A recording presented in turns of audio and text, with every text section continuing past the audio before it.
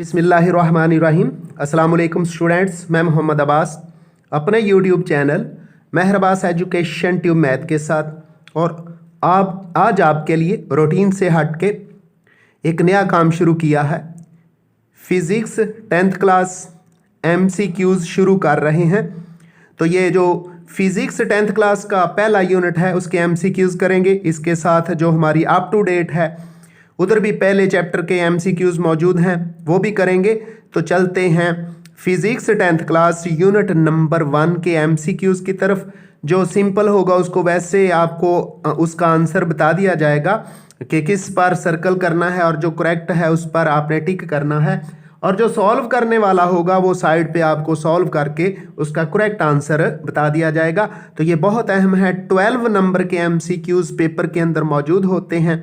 तो बहरहाल इनको 1 से 2 दफ़ा पढ़ लिया जाए, वीडियोस देख ली जाए, तो ये हमारा क्वेश्चन पूरे का पूरा सॉल्व हो जाता है और 12 नंबर लेना कदरे आसान है। तो चलते हैं MCQs की तरफ। Unit number 1 physics 10th class. ऊपर लिखा हुआ है multiple choice questions, choose the correct answer from the following. जो नीचे दर्ज झैल दे दिए गए हैं उनमें से जो दुरुस्त ऑप्शन है उसको आपने चूज करना है और सर्कल करना है, और उधर पेपर के अंदर आपने बबल्स को भी फिल करना होता है।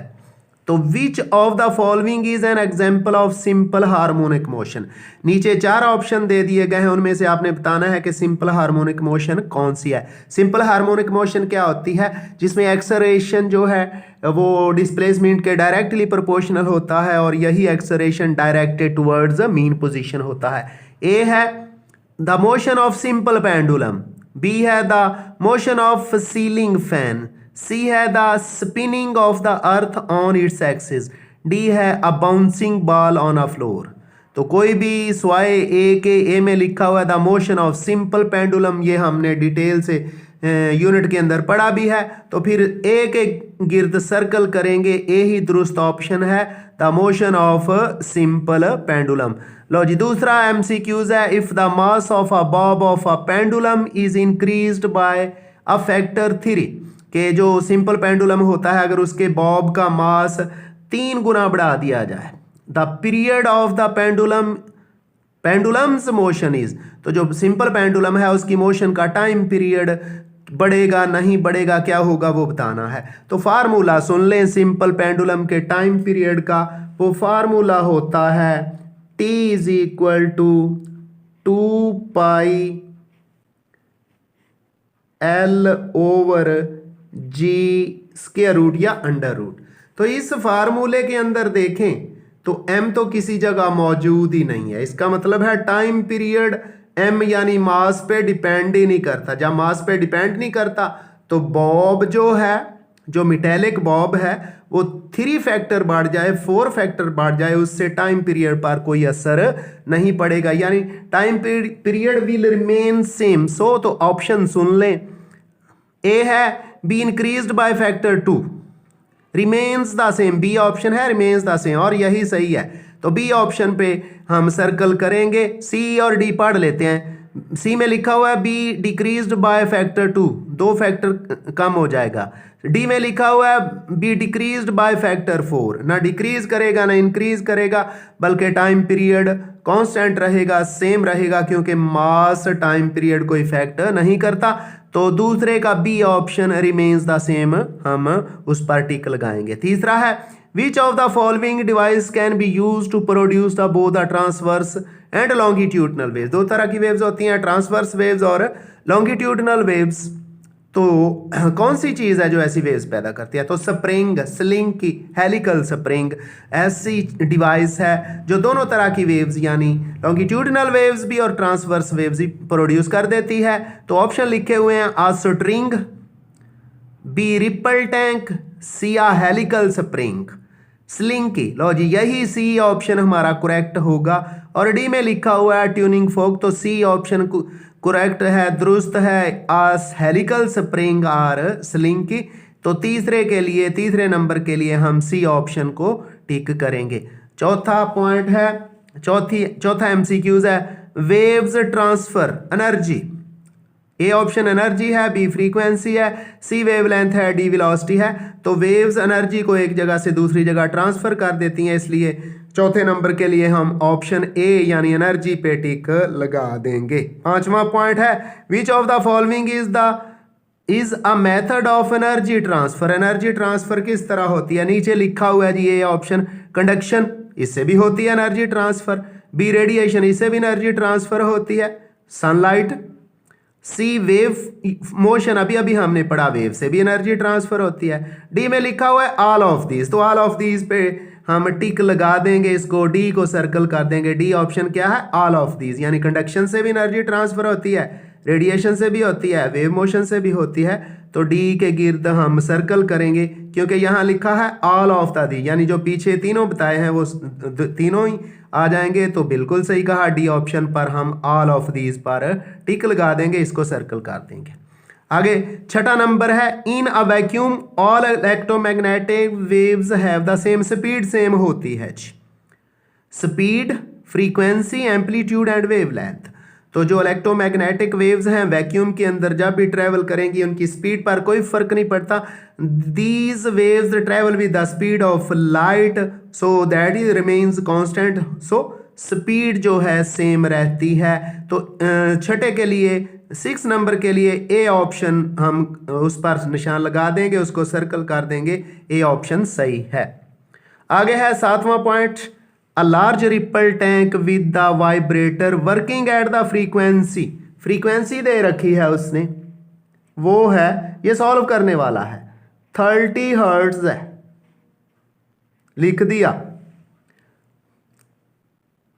Produce 25 complete waves, number of waves 25 हैं, और डिस्टेंस जो है रिपल टैंक का वो है 50 सेंटीमीटर। तो कहता है find the velocity, velocity find करनी है।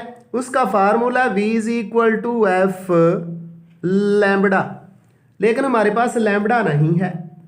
लैम्बडा फाइंड करते हैं, distance over number of waves, distance है 50, नंबर ऑफ वेव्स 25, कैंसिल करेंगे तो 2 सेंटीमीटर।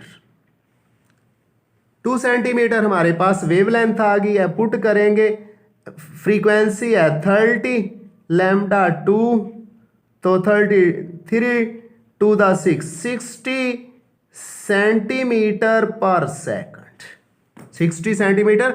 तो देखते हैं 7th नंबर में लिखा हुआ है 53 सेंटीमीटर पर सेकंड, 60 सेंटीमीटर पर सेकंड, 750 सेंटीमीटर पर सेकंड एंड 1500 सेंटीमीटर। तो ये जो बी ऑप्शन है जहां लिखा हुआ है 60 सेंटीमीटर पर सेकंड, ये 7वें का दुरुस्त आंसर है। तो बी पर सर्कल करेंगे, बी को टिक करेंगे जहां 60 सेंटीमीटर पर सेकंड लिखा हुआ है।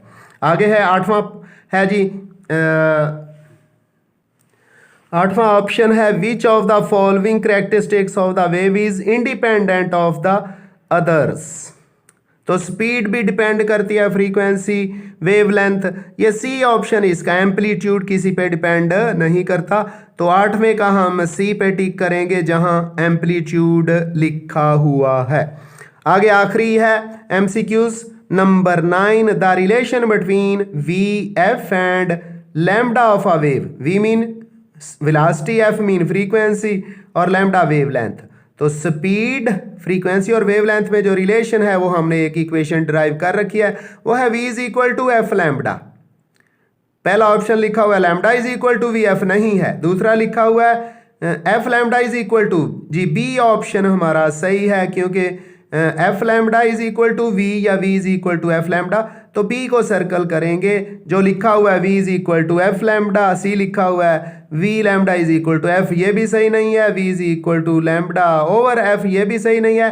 तो पार्ट नंबर 9 का जो बी ऑप्शन है F lambda is equal to V, ये is the relation between speed, frequency and lambda. तो बी को हम सर्कल करेंगे, बी पर दुरुस्त निशान लगाएंगे जी। तो अब अप टू डेट की तरफ चलते हैं और फिजिक्स 10th क्लास पहले यूनिट के जो MCQs अप टू डेट के अंदर दिए गए हैं उनको भी सॉल्व करते हैं, उन भी जो करेक्ट आंसर है उसको टिक करते हैं और बताते हैं कि कौन सा है।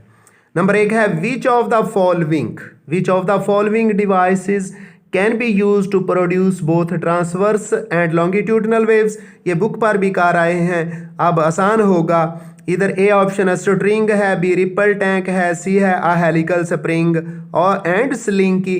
तो यही सी ऑप्शन ही दुरुस्त है, सी के गिर्द सर्कल लगाएंगे। डी लिखा हुआ है ट्यूनिंग फोक, वो भी ठीक नहीं है। तो पहले MCQs का जो करेक्ट आंसर है वो सी है, जिसमें लिखा हुआ है हेलिकल स्प्रिंग और स्लिंकी। दूसरा MCQs है formula to calculate the time period of the simple pendulum. Formula सुन लें, T = 2πL/G तो पहला है T = 2πm/k, ये भी सही नहीं है। B है T = 2πk/m, ये भी सही नहीं है। और C लिखा हुआ है T = 2πL/G। अभी फार्मूला हमने इधर भी लिखा हुआ है रफ के अंदर भी, तो ये सी ऑप्शन दुरुस्त है, T = 2πL/G। डी के अंदर लिखा हुआ है T = 2πG/L, G/L नहीं है बल्कि L/G है। तो दूसरे MCQs का जो करेक्ट आंसर है वो सी है, जिसमें टाइम लिखा हुआ है T = 2πL/G√। तीसरा है कैटेगरी ऑफ वेव्स आर। तो वेव्स की दो कैटेगरीज होती हैं, लॉन्गिट्यूडनल वेव्स होती हैं और ट्रांसवर्स वेव्स होती हैं। इसके अलावा मैकेनिकल वेव्स होती हैं और इलेक्ट्रोमैग्नेटिक्स। तो 2 पे टिक करेंगे। ए में 1 लिखा हुआ है, बी में 2 लिखा हुआ है, सी में 3 लिखा हुआ है, डी में 4। तो ये जो बी ऑप्शन है ये दो कैटेगरीज हैं वेव्स की, mechanical waves and transverse wave are in other words electromagnetic waves और मैकेनिकल वेव्स, और दूसरा है ट्रांसवर्स वेव्स एंड लॉन्गिट्यूडनल। तो बहरहाल जो भी कैटेगरी बनती है ये 2 फॉर्म्स बनती हैं, 2 हालतें बनती हैं, इसलिए बी में 2 लिखा हुआ है तो बी को सर्कल कर देंगे। आगे है चौथा पॉइंट है इसके अंदर, वो है the part of a wave where the particles of the medium are lowest. Lowest का मतलब है निचली पोजीशन पर होते हैं। तो जब निचली पोजीशन पर पार्टिकल्स होते हैं तो इनको हम नाम देते हैं ट्रफ का। ट्रफ की definition, the particles of the medium at lowest position are is called trough. तो लिखा हुआ है crest, trough, wave front, wavelength. तो हम ट्रफ बी को सर्कल कर देंगे, बी हमारा दुरुस्त आंसर है। आगे पांचवा है when water waves enter the region of shallower water which quantity will change. तो कौन सी क्वांटिटी चेंज होगी? तो ओनली चेंजेस, 2 चीजें चेंज होती हैं, डायरेक्शन और वेवलेंथ। तो चूंकि इन चारों ऑप्शंस के अंदर डायरेक्शन किसी जगह नहीं है, फ्रीक्वेंसी, टाइम पीरियड, एम्पलीट्यूड और डी पे वेवलेंथ लिखा हुआ है, तो डी ऑप्शन जो हमारा है ये सही आंसर है, क्योंकि यहाँ वेवलेंथ लिखा हुआ है। तो मैंने बता दिया 2 चीज़ें चेंज होती हैं, डायरेक्शन चेंज होती है और वेवलेंथ। चूंकि चारों ऑप्शंस के अंदर वेवलेंथ डी में दे दिया गया है, इसलिए डी को सर्कल करेंगे। ये आगे 6 नंबर है in vacuum all electromagnetic waves have same. ये भी उधर बुक में आ चुका है, उनकी वेरी इंपॉर्टेंट भी है, उनकी स्पीड सेम होती है। नीचे ऑप्शन में लिखा हुआ है स्पीड, फ्रीक्वेंसी, एम्पलीट्यूड, वेवलेंथ। तो 6 नंबर का ए जो ऑप्शन है जिसमें स्पीड लिखा हुआ है, ए ऑप्शन को सर्कल करेंगे, यही दुरुस्त आंसर है।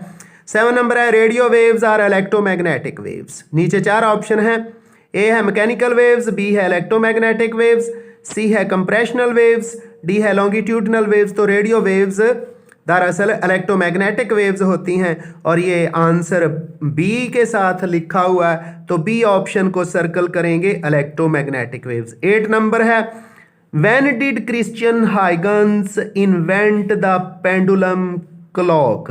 कब पेंडुलम? तो 4 ऑप्शन दे दिए गए हैं, 1656 है, 1756 है, 1856 है, 1950। तो मैंने बुक पर अच्छी तरह इसको स्टडी किया है, नेट से भी सर्च किया है।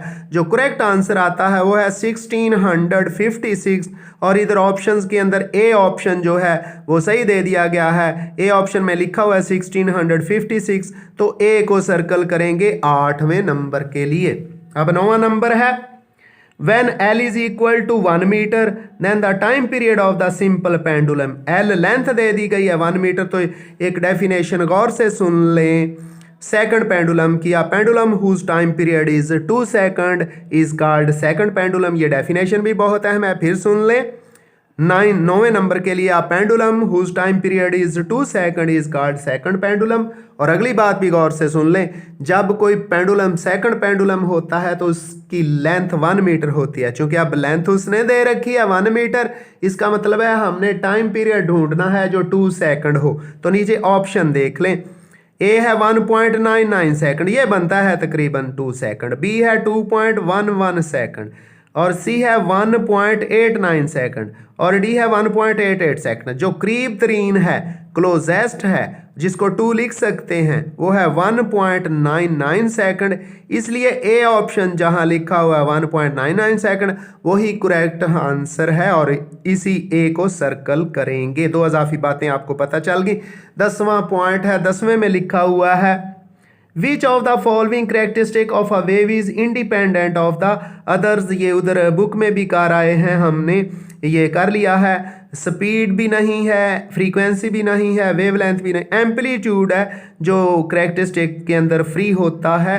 तो 10th नंबर जो MCQs है उसका सी ऑप्शन, जो एम्पलीट्यूड लिखा हुआ है उसको सी को सर्कल कर देंगे, जिसमें एम्पलीट्यूड फ्री होता है इंडिपेंडेंट ऑफ द दूसरे, यानी स्पीड से, फ्रीक्वेंसी से, वेवलेंथ, ये तो तीनों एक दूसरे पे डिपेंड करते हैं, लेकिन एम्पलीट्यूड डिपेंड नहीं करता। इसलिए 10th नंबर के लिए सी के गिर्द सर्कल लगाएंगे जो कि एम्पलीट्यूड बनता है। जी MCQs number 11, in a simple pendulum motion, simple pendulum motion restoring force is provided by inertia H। तो देखते हैं ऑप्शन क्या लिखा हुआ है। एयर रेजिस्टेंस है, टेंशन इन द स्ट्रिंग है, इनर्शिया है, और वेट ऑफ द बॉडी है। तो ये बात मैंने पहले ही बता दी, अच्छी तरह मैंने स्टडी किया हुआ है और आपके फायदे के लिए स्टडी किया हुआ है। सिंपल पेंडुलम के अंदर रिस्टोरिंग फोर्स का सबब बनने वाला इनर्शिया होता है, जो बॉडी को मीन पोजीशन में लेके आता है और फिर आगे भी मूव कर जाती है। तो इसमें ए ऑप्शन एयर रेजिस्टेंस है, B tension in the string है, सी इनर्शिया है। तो 11th नंबर के लिए सी के गिर्द सर्कल करेंगे, क्योंकि यहाँ करेक्ट आंसर इनर्शिया लिखा हुआ है। आखिरी नंबर है 12 नंबर है, if the mass of the Bob of a pendulum is increased by factor 3 the period of the pendulum is, ये पहले भी मैं इधर बता चुका हूँ। लिखा हुआ है T is equal to 2πL/g। यहाँ m नाम की कोई चीज़ नहीं है। जब m नहीं है, मास नहीं है, तो बॉब का मास इंक्रीज करें डिक्रीज करें, टाइम पीरियड पर कोई असर नहीं पड़ता, time period remains the same. So option देखते हैं, increase by factor 2 remains same, decrease by factor 2 decrease by factor 4। तो बी ऑप्शन जो रिमेन्स सेम है, बी को सर्कल